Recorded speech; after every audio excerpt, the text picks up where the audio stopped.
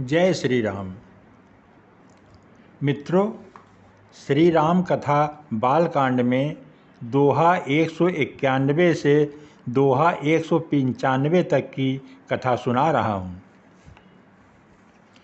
कि सुर समूह बिनती करि पहुँचे निज निज धाम, जग निवास प्रभु प्रगटे अखिल लोक विश्राम।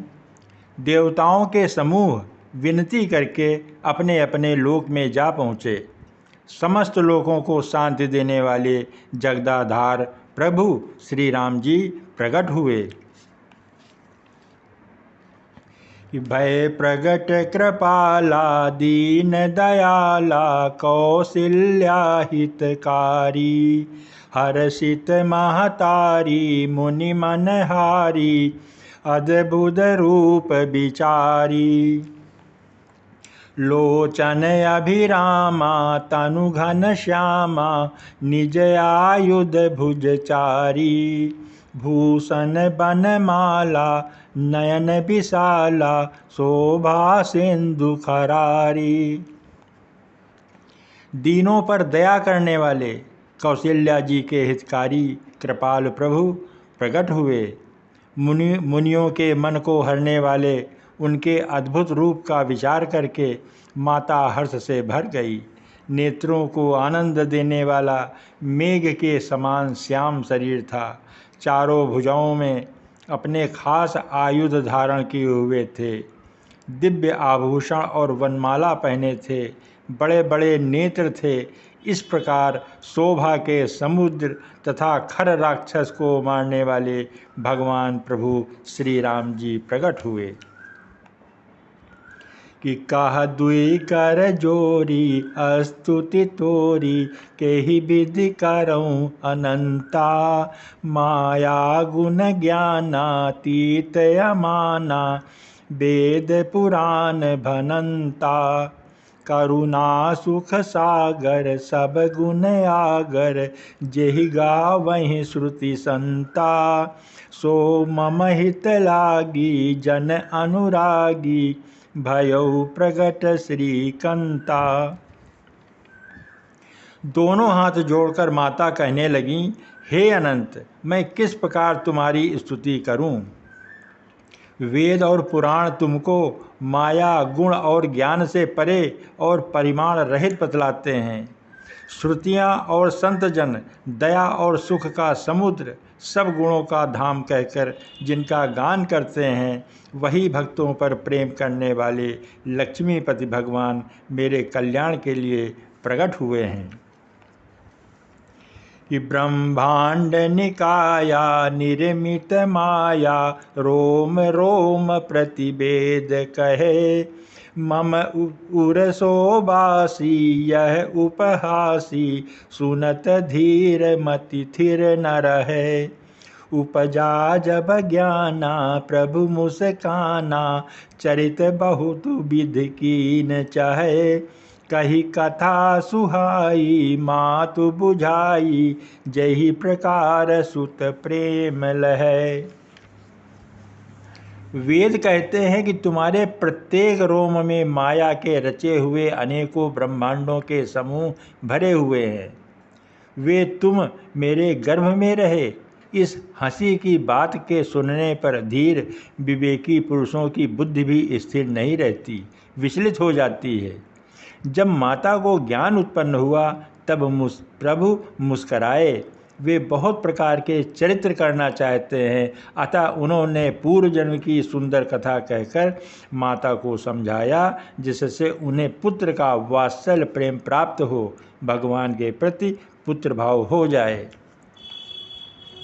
कि माता पुनि बोली सोमति डोली, तजहु तात यह रूपा, की जय शिशु लीला अति प्रियशीला, यह सुख परम अनुपा। सुनि बचन सुजाना, रोदन ठाना, हुई बालक सुर भूपा। यह चरित जगावहीं हरिपद पावहीं, ते न परहीं भवकूपा। माता की वह बुद्धि बदल गई। तब वह फिर बोली, हे तात, यह रूप छोड़कर अत्यंत प्रिय बाल लीला करो, मेरे लिए ये सुख परम अनुपम होगा। माता का यह वचन सुनकर देवताओं के स्वामी सुजान भगवान ने बालक रूप होकर रोना शुरू कर दिया। तुलसीदास जी कहते हैं कि जो इस चरित्र का गान करते हैं वे श्री हरि का पद पाते हैं और फिर इस संसार रूपी कूप में नहीं गिरते। कि विप्रधेनुसुर संत हित लीन मनुज अवतार, निज इच्छा निर्मित तनु माया गुण गोपार। ब्राह्मण, गौ, देवता और संतों के लिए भगवान ने मनुष्य का अवतार लिया। वे अज्ञानमयी मलिना माया और उसके गुण सत रज तम और बाहरी तथा भीतरी इंद्रियों से परे हैं। उनका दिव्य शरीर अपनी इच्छा से ही बना है, किसी कर्म बंधन से परवश होकर त्रिगुणात्मक भौतिक पदार्थों के द्वारा नहीं बना है। कि सुनि शिशुरुदन परम प्रिय बानी, असंभ्रम चली आई सब रानी। अहर्षित जहाँ तहाँ धाई दासी, आनंद मगन सकल पुरबासी। बच्चे के रोने की बहुत ही प्यारी धुन सुनकर सब रानियां उतावली होकर दौड़ी चली आईं। दासियां हर्षित होकर जहाँ तहाँ दौड़ी। सारे पुरवासी आनंद में मग्न हो गए। कि दशरथ पुत्र जन्म सुनि काना, अमानहु ब्रह्मानंद समाना। परम प्रेम मन पुलक शरीरा, चाहत उठन करत मति धीरा। राजा दशरथ जी का पुत्र का जन्म कानों से सुनकर मानो ब्रह्मानंद में समा गए। मन में अतिशय प्रेम है, शरीर पुलकित हो गया है, आनंद में अधीर हो गए हैं। बुद्धि को धीरज देकर और प्रेम में शिथिल हुए शरीर को संभाल कर वे उठना चाहते हैं।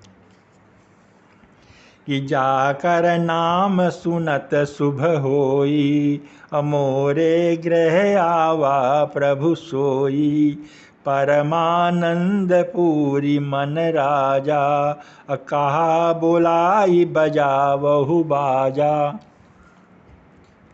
जिनका नाम सुनने से ही कल्याण होता है, वही प्रभु मेरे घर आए हैं। ये सोचकर राजा का मन परम आनंद से पूर्ण हो गया। उन्होंने बाजे वालों को बुलाकर कहा कि बाजा बजाओ, बाजा बजाओ। कि गुरु वशिष्ठ कहाँ गयऊ हकारा, आए द्विजन सहित नृप द्वारा।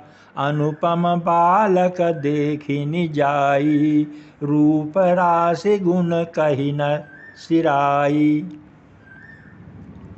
कि गुरु वशिष्ठ जी के पास बुलावा भेजा गया। वो ब्राह्मणों के साथ लिए हुए राजद्वार पर आए। उन्होंने जाकर अनुपम बालक को देखा, जो रूप की राशि है और जिसके गुण कहने से समाप्त नहीं होते हैं। कि नंदी मुख सराध करी, जात करम सब कीन। हाटक धेनु बसन मनि, नृप विप्रन कह दीन। फिर राजा ने नांदी मुख श्राद्ध करके सब जात कर्म संस्कार आदि किए और ब्राह्मणों को सोना, गौ, वस्त्र और मणियों का दान किया। कि ध्वज पताक तोरण पुर छावा, कही न जाई जेहि भांति बनावा। असुमन वृष्टि आकाश ते होई, ब्रह्मानंद मगन सब लोई। ध्वजा, पताका और तोरणों से नगर छा गया। जिस प्रकार से वह सजाया गया उसका तो वर्णन ही नहीं हो सकता। आकाश से फूलों की वर्षा हो रही है। सब लोग ब्रह्मानंद में मग्न हैं। कि ब्रंद्र ब्रंद मिली चली लोगाई, सहज सिंगार किए उठी धाई। कनक कलश मंगल भरी थारा, गावत पैठही भूप दुआरा। स्त्रियां झुंड की झुंड मिलकर चलीं, स्वाभाविक श्रृंगार किए ही वे उठकर दौड़ीं। सोने का कलश लेकर और थालों में मंगल द्रव्य भरकर गाती हुई राजद्वार में प्रवेश करती हैं। कि करी आरती निछावरी करहीं, बार बार शिशु चरणनि परहीं। अमांगद सूत बंदीगण गायक, पावन गुण गावहीं रघुनायक। वे आरती करके निछावर करती हैं और बार बार बच्चे के चरणों पर गिरती हैं। मांगद सूत बंदीजन और गवैये रघुकुल के स्वामी के पवित्र गुणों का गान करते हैं। कि सर्वस दान दीन सब काहू, जही पावा राखा नहीं ताहू। अमृग मद चंदन कुमकुम कीचा, मची सकल बीथिन बिच बीचा। राजा ने सब किसी को भरपूर दान दिया, जिसने पाया उसने भी नहीं रखा, लुटा दिया। नगर की सभी गलियों के बीच बीच में कस्तूरी, चंदन और केसर की कीचड़ मच गई। कि गृह गृह बाज बधाव, शुभ प्रगटे सुषमा कंद। हरसवंत सब जहाँ तहाँ, नगर नारी नर वृंद। घर घर मंगलमय बधावा बजने लगा, क्योंकि शोभा के मूल भगवान प्रकट हुए हैं। नगर के स्त्री पुरुषों के झुंड जहाँ तहाँ आनंद मग्न हो रहे हैं। कि कैकेयी सुता सुमित्रा दोऊ, सुंदर सुत जनमत भय ओऊ। वह सुख संपत्ति समय समाजा, कही न सकई सारद अहि राजा। कैकेयी और सुमित्रा इन दोनों ने भी सुंदर पुत्रों को जन्म दिया। उस सुख, संपत्ति, समय और समाज का वर्णन सरस्वती और सर्पों के राजा शेष भी नहीं कर सकते। कि अवधपुरी सोहई एहि भांति, प्रभु ही मिलन आई जनु राती। देखी भानु जनु मन सकुचानी, तदपि बनी संध्या अनुमानी। अवधपुरी इस प्रकार से सुशोभित हो रही है, मानो रात्रि प्रभु से मिलने आई हो और सूर्य को देखकर मानो मन में सकुचा गई हो, परंतु फिर भी मन में विचार कर वो मानो संध्या बनकर रह गई हो। कि अगर धूप बहु जनु अंधियारी, उड़ही अबीर मनहु अरु नारी। मंदिर मनि समूह जनु तारा, नृप ग्रह कलश सो इंदु उदारा। अगर की धूप का बहुत सा धुआं मानो संध्या का अंधकार है, और जो अबीर उड़ रहा है वह उसकी ललाई है। महलों में जो मणियों के समूह हैं वे मानो तारागण हैं। राजमहल का जो कलश है वही मानो श्रेष्ठ चंद्रमा है। कि भवन वेद धुनि अति मृदु बानी, जनु खग मुखर समय जनु सानी। कि कौतुक देखी पतंग भुलाना, एक मास तेई जात न जाना। राजभवन में जो अति कोमल वाणी से वेद ध्वनि हो रही है वही मानो समय से समयानुकूल सनी हुई पक्षियों की चहचहाहट है। यह कौतुक देखकर सूर्य भी अपनी चाल भूल गए। एक महीना उन्होंने जाता हुआ न जाना, अर्थात उन्हें पता ही नहीं चला कि एक मास कैसे बीत गया।